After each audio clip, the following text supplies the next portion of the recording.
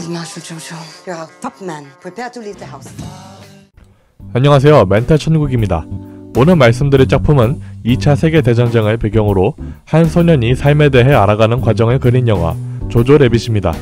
전장 속의 어린이라는 배경 아래에서 진실 혹은 거짓, 삶과 사랑, 무엇보다 중요하게 그려지는 성장에 대한 고찰을 유쾌하게 다루고 있습니다. 바로 리뷰 시작해보죠. 조조 래빗 심층 리뷰입니다. 스포 있는 점은 양해 바라주시고요. I don't think I can do this. Was? Of course you can. 조조는 히틀러를 우상으로 삼고 훌륭한 나치를 꿈꾸는 마치 보이스카우트 마냥 홀랑 빠진 10살 소년입니다. 그런 조조에게 특별한 점은 바로 상상 속의 친구인 히틀러가 있다는 점이죠. 그런 히틀러는 조조에게 사상을 주입하며 의지를 가다듬게 해주는 하나의 버팀목으로 그려집니다. 초반에 토끼를 죽이라는 압박 속에서 조조는 토끼를 풀어주려고 하지만 실패하게 됩니다. 토끼같이 나약하다는 별명으로 조조 래빗이라 불리자 그대로 도망가게 되죠. 그리고 그때 히틀러가 다시 나타나 의지를 가다듬어주고 자신감을 회복한 조조는 그대로 폭탄의 피해를 입고 전쟁에 참여하지 못하게 됩니다. 그리고 이러한 사건을 시작으로 조조는 다른 길을 걷게 됩니다. 그 첫 번째는 엄마 로지가 집에 숨겨준 유대인 엘사의 존재를 알게 되는 것이죠. 여기서 조조에게 의문점이 들게 됩니다. 조조는 죽음을 두려워할까요? 그렇겠죠. 우리 모두 그런데 당연히 두렵겠죠. 하지만 어떠한 사상이 적용된다면 어떨까요? 나라를 위해 희생한다고 하겠지만 그래도 두려운 건 마찬가지일 겁니다. 그리고 두 번째로 엄마 로지는 전쟁에 대해 반대하는 의견을 가지고 있다는 것을 조조가 알게 되는데요. 사상을 가진 조조는 로지와 엘사를 신고해서 나라의 충성을 맹세하는 계기를 만들어 다른 이들과 같은 길을 갈 수 있었을 겁니다. 하지만 알고 있어도 그것이 실제로 실현될까봐 무서운, 즉 자신의 죽음만이 아닌 다른 이들의 모든 죽음에 두려움을 가지고 있다는 것을 알 수 있습니다. 그리고 가장 중요한 세 번째는 군인이 된 다른 이들을 바라보는 것이죠. 초반에 조조를 괴롭힌 애들은 군인이 되어 전장에 참여한다며 다시 한번 놀리며 자뻑을 심하게 하고 친구마저 군인이 되는 모습을 알게 되자 거의 홀로 남게 된 조조는 엄마 그리고 엘사와의 시간이 많아지는 모습을 볼 수 있었는데요. 하지만 사상이 깃들은 조조는 이들과 어울리기는 많이 힘들겠죠. 먼저 엘사 같은 경우는 유대인이라는 모습을 처음 보게 되었지만 그동안 듣고 배웠던 이미지와는 많이 다르고 그녀를 조롱까지 하게 되고 마음 약한 조조는 친들의 성격을 아낌없이 표출하기까지 합니다. 엘사는 그 점을 눈치채고 장단에 맞춰주기 시작하며 묘한 우정이 싹트게 되죠. 그리고 어머니인 로지 같은 경우는 조조가 정말로 나치가 될까봐 걱정하고 있지만 강요하거나 반강제로 가르치진 않습니다. 자유와 삶의 가치를 언제나 여유로운 모습으로 차분하게 보여주며 스스로 깨닫게 유도할 뿐이죠. 하지만 히틀러가 곁에 있는 한 조조의 마음은 계속 흔들릴 뿐입니다. 히틀러는 점점 더 강제적인 모습으로 압박을 하며 내적 갈등이 반복하기 시작했을 때 어머니를 잃게 되는 충격을 받게 됩니다.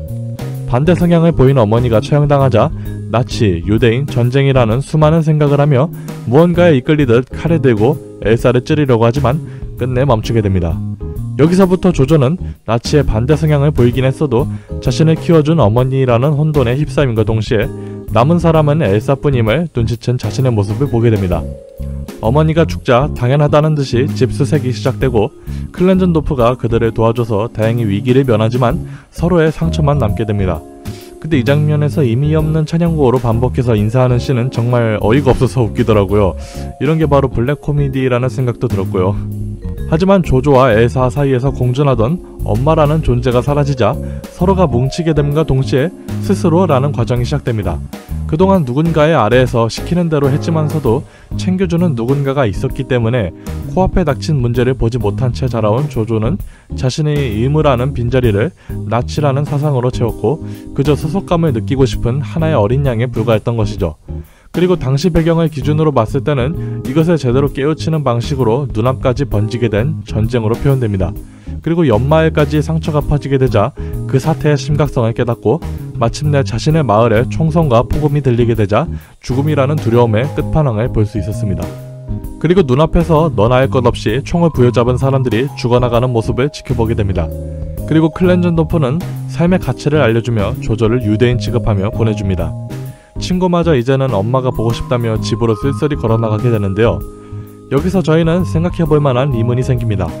클렌전도프는 전쟁광처럼 묘사된 초반과는 달리 이야기가 진행될수록 그저 일반적인 사명감으로 자리를 유지 중인 털털한 동네형처럼 보여집니다.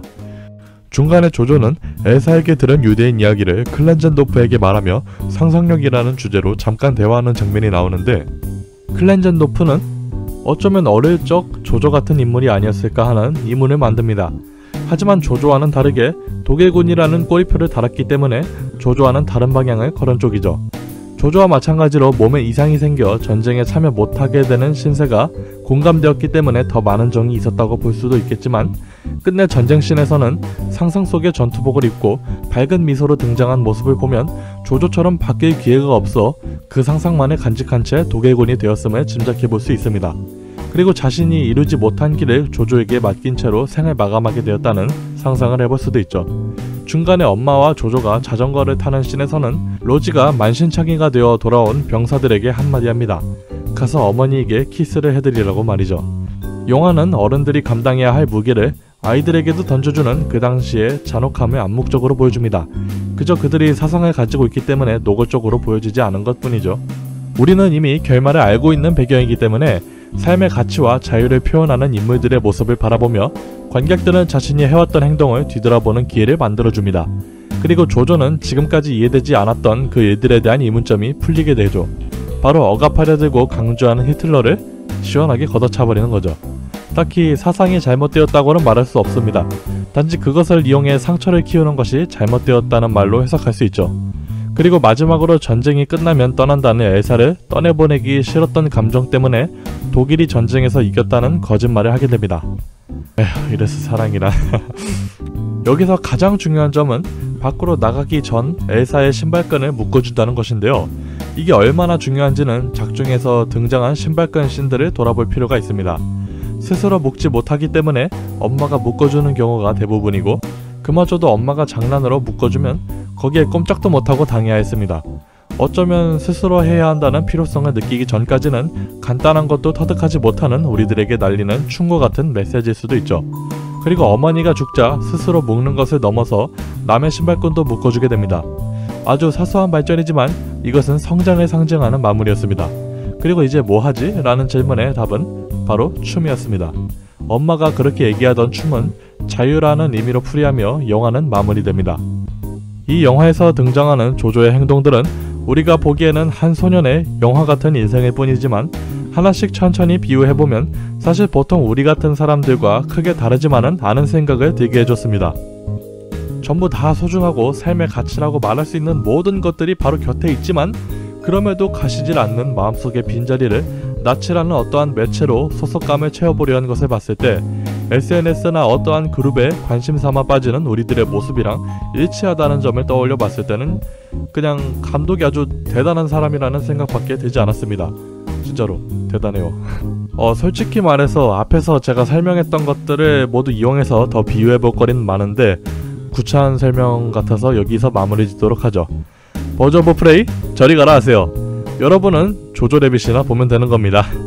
유남쌤, 리뷰가 마음에 드셨거나 도움이 되셨다면 구독과 좋아요, 알람 설정, 댓글 부탁드리고 저는 이만 물러가겠습니다. 빠이빠이.